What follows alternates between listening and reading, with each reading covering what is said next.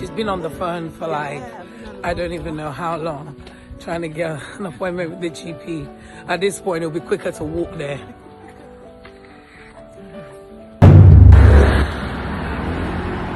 Yeah. Can you put it to our face somehow? Okay. So hi guys, so this is my friend. Her name is Asia. I call her Yemisi. Why are you even telling people that? Wait. Because now they're gonna call No, this is real. This is real. So we're trying to be real with people. So wait, I always say Asia. Do I pronounce it right? I feel like I'm saying like a Yoruba Asia. How do you say? Is that how you say it? I think so. What do you say? Asia. No, now you're playing with it. Okay, how would you say? How do you introduce yourself? Asia. My name is Asia E. Jones, always with the E, never Dash Jones. That's it. Yeah. Okay, so this is my very good friend Asia, and she's a supporter of all things Sade, like literally everything I've ever sold, product or service or me. You pick up this stone and like, Sade's like, I think I'm gonna make this stone. I'm like, yeah, let's do it. Yeah, I'll be the ambassador. And then she will not only support, she'll get other people to support. I feel like she bullies other people, like, come and support Sade. So because it's good for them. They just don't know it. So I don't say it enough. So thank you, Asia, for all you've done and all you do and all you're going to do. Because I know that you're always in my corner. So thank you. For sure. So this is another episode of Walk and Talk. Sade, in fairness, you don't do crap stuff. Let's be honest. Thank you God. don't do crap stuff. There are people out here putting out crap things that's of no benefit, and you do things that actually have real benefits. Aww. You do. Oh, you can't see them. You do. I appreciate the tears, but honestly, you do. You know, and you know, you do things that benefit people. It's not about. It's about your whole vision in life, without you even probably realizing it, is about making things better. Do you understand? And it's hard to not be attracted or to not be part of something that does something. You're always thinking about the person at the end of the line. Thank you, my love. So yeah. So this is another episode of Walk and Talk with Sharon Walker. I beg, this place is too dusty. Let's go down. Let's cross the road before. Wait, so don't run us over. We're crossing the road. So this is real. Okay. So Asia, I'm going to we're just going to choose. So I'm going to ask you a few questions and then just answer from your heart. Just say anything that comes to you. Okay. No filter. No filter. Because this is supposed to be real. You might want to have given me those questions beforehand. No. I want you to just say it how you feel. Let me help you with this. Okay. So, first question. What should I ask you really? Let me ask you about yourself. What motivates you? What motivates you? Just generally? Just generally, like anything that comes to mind. It doesn't have to be deep stuff, like just generally, I think I'm motivated by anything that excites me. You know? Okay. So just that could be anything. Mm-hmm. You know. I know people say, oh, you know, I'm motivated by my child. And I'm not saying I'm motivated by my child, but that's not what comes to my mind when I think about that. I'm motivated by things, and I think that's one of the reasons that I'm attracted to you, not in the romantic sense, but like I'm attracted to things that I know. I'm a deliverer, so I like things, you know, like when I see things that will make a difference, I'm motivated by that. Right. You know, and I'm motivated by people being happy, just anything that just makes me happy. Yeah. Motivates me. Yeah. I have to agree with that actually. Yeah, that's true. Okay. So, I don't think we didn't know each other when I was going through all of the fertility stuff. No. So we met just after I had Loni? Yes. Or when did we meet? Or when I was actually. pregnant? Okay. No, when you had Loni. And it was Tokumbo. Yeah, at Tokumbo's house. Right. So when did I share my story, or when did you get to know about my story? So the funny thing was, you were like people know you, you know. You're like Paris Hilton. I know, I don't think so. I don't think like, so. people know you. Like, so I'd been hearing, like, I remember when you had Loni, I'd been hearing, the buzz was big. Oh my God. Sade, everyone was going to see Sade. Yeah. Everyone was going to see Sade. Like, and I didn't know who you were. Right. But a lot of people I knew, Sade's had a baby. Everyone's going to see Sade. Mm-hmm. And then it was the same year you turned 40. Yes. So there was all that. Okay. You know, so there was all that. I'm thinking, who's this? Do you know what I mean? But it kind of, so I knew the story. Mm-hmm. It was a big deal, like, you know, because of your story. Right. So that's why I heard about it so much. Mm-hmm.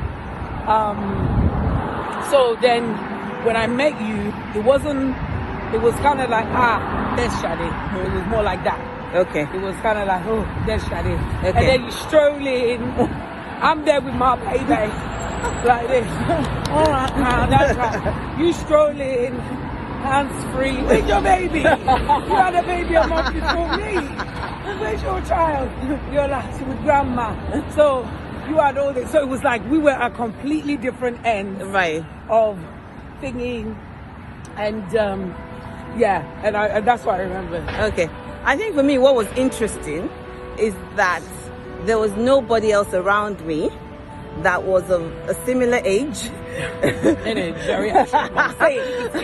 Geriatric. There was nobody around me that was a similar age and had a child around my age as well.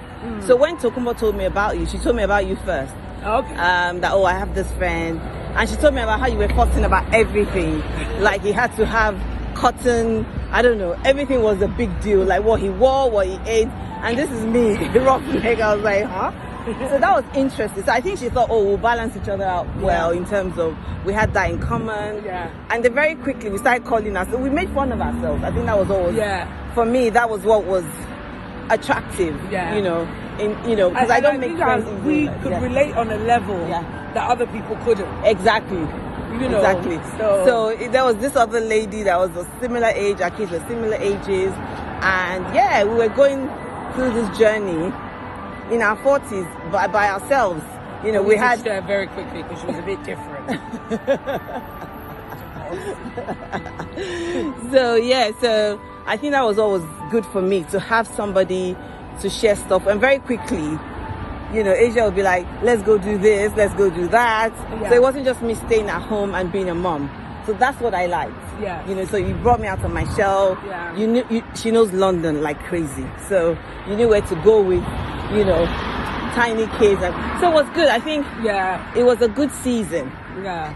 You know, I have fond memories of that time. Yeah. You know, just remember the first time Loni stood on the side and held the buggy. Yes. Do you remember? Yes. When I was like, let her walk over. And she stood on the side and held the buggy, and she was just, I remember that. So it was a good time for us to bond and just be moms. I don't think, were you working then or you were working from home? Had working from home started? I know you weren't as busy. So we had... Yeah, so I think the initial... You took time off or something? I took some time off. Yeah. So we had plenty of time to be moms. Yeah. So that was definitely... It was good for us. It was good for our kids. Yeah. And it wasn't... I don't know about you, but it wasn't as lonely as I thought it would be. No, do you know what? Yeah. In the spirit. I just thought that it wasn't a lonely experience. Mm-hmm. And also... It was shout out to all the young mums and all of that next week and all of that. But when you're cutting a certain age and you have a child, the experience is a bit different. Mm-hmm. So I think we didn't feel like we were behind. No. We were living in our moments. Yeah. You know, whereas when sometimes the mom is a bit younger. Yeah. And you're always conscious of the fact that you're the oldest mom in the pack.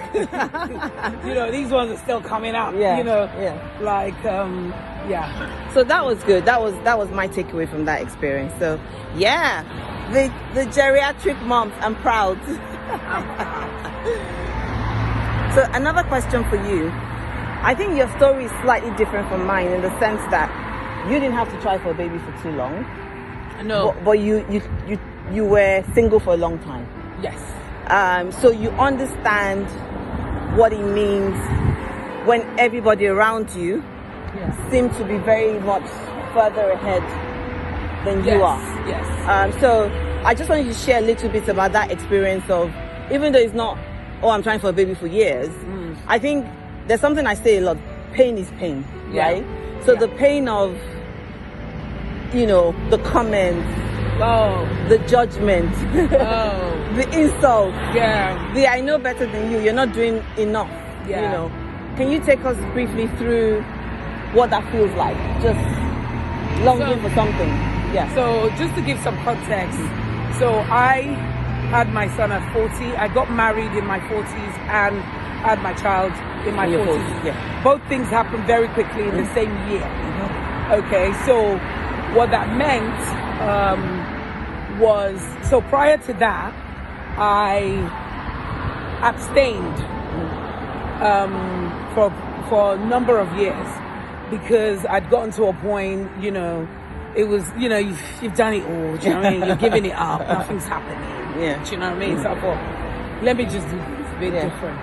So, relationship-wise, it was a, I wouldn't say it was a struggle, it took some getting used to. Because here I am, in my 30s, going into my 40s, having to tell a guy, I'm not having sex with you unless, I'm not having sex with you till marriage or till I get married. I'm not having sex till I get married. It wasn't even about the guy.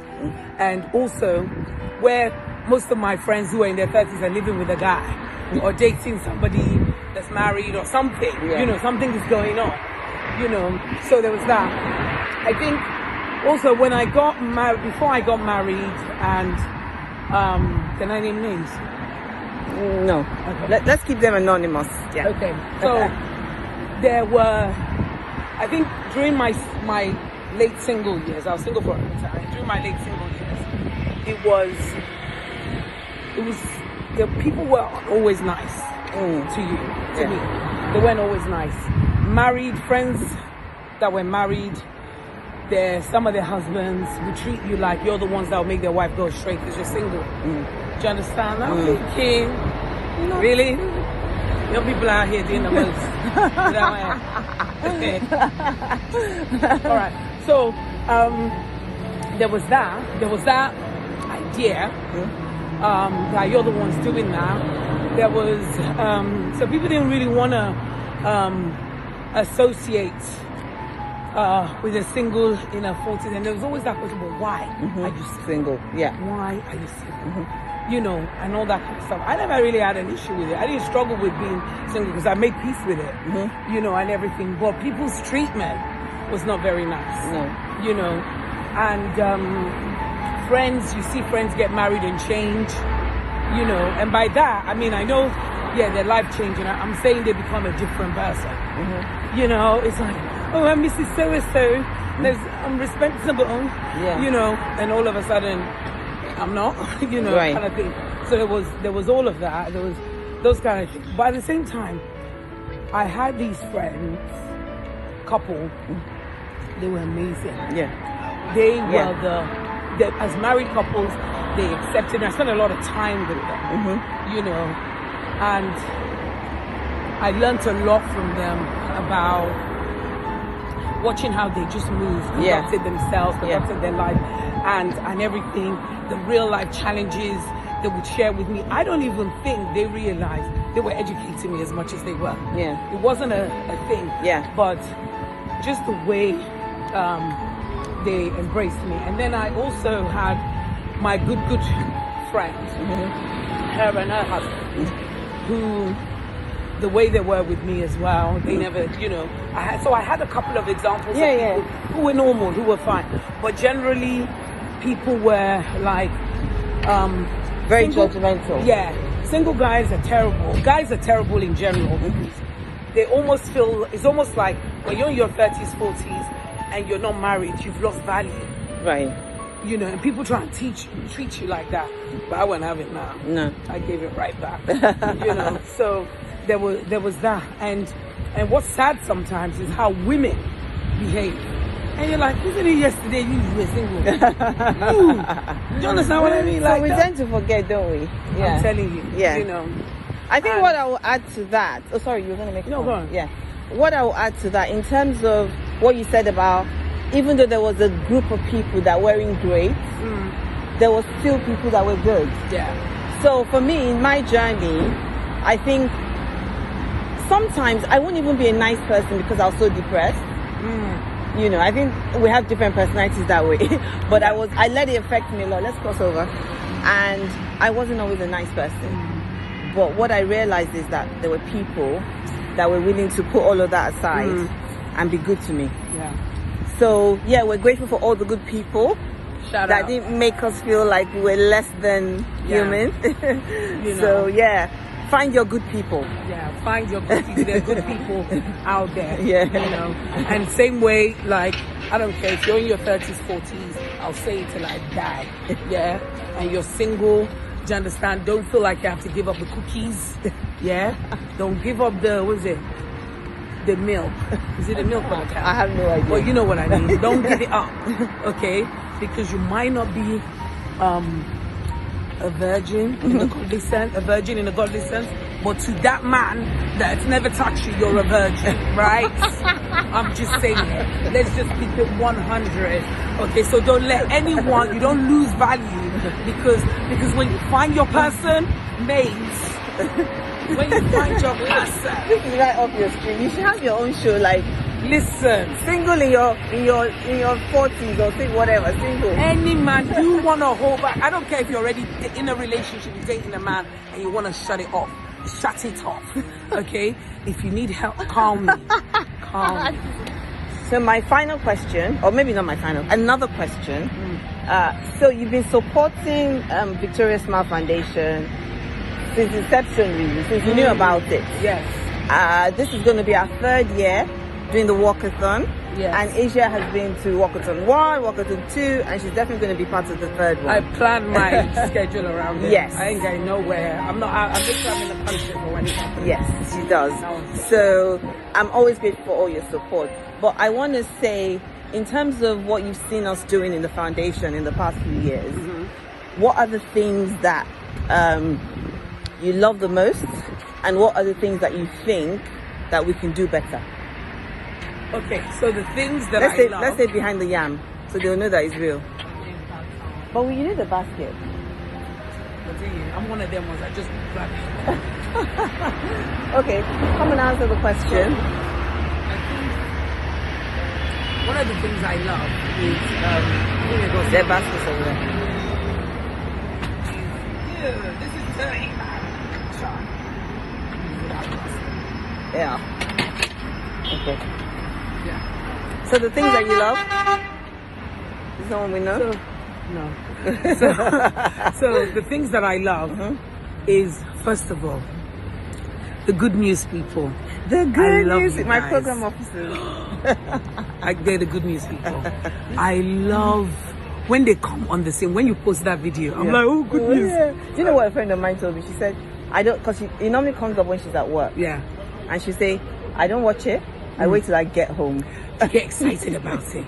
And I said, oh, the good news people have done something. Do you understand? They're somewhere. It's almost like we're at another location. Yeah. Something is about to drop. You know, I love it. You know, and so I love seeing them. I love the fact that your team is so dedicated. Yeah, I have an Honestly, I love that about it, because this kind of work, it's all about love, compassion, and just being there. It's more than, because it's not a make money scheme. No. It's not a thing like that. So I love that you have people who are supportive and passionate. And so that's that one. I think the other thing I love, the difference you've made, Sade, this foundation. Do you know how many kids have been born? 36 now. Listen, we had that 37. These children, if you're wondering whether or not these kids would have been born, these are people that have suffered all sorts of different issues, down to malnourishment, all sorts of things. Do you understand? Simple things that we take for granted living in the West that we have access to easily. Do you understand? To know that the peace of mind that has come to them, knowing that they have this during their pregnancy, so they can even deliver in that peaceful state. The hands-on, the way you guys are really hands-on with them, seeing them, remember the first baby, that one's a little boy now, I love seeing him, you know, and I just think, just the man of children that have been born, the opportunity to do this and raise money. And you lot, shout out to everyone that's been supporting me. I need you lot to come and support me this year, you know. Do you know what I'm saying? Last year, I only raised £450. What's that? I'm grateful, but you lot need to come better this year. I mean, better be nice. Abe's all out there raising money for like 20 kids. Yeah. Like, you know, come on, you guys. But yeah, but anyway, so for me, this is my thing. This is my thing. I love the fact that I'm close to it. I see it, and I just see the growth of it.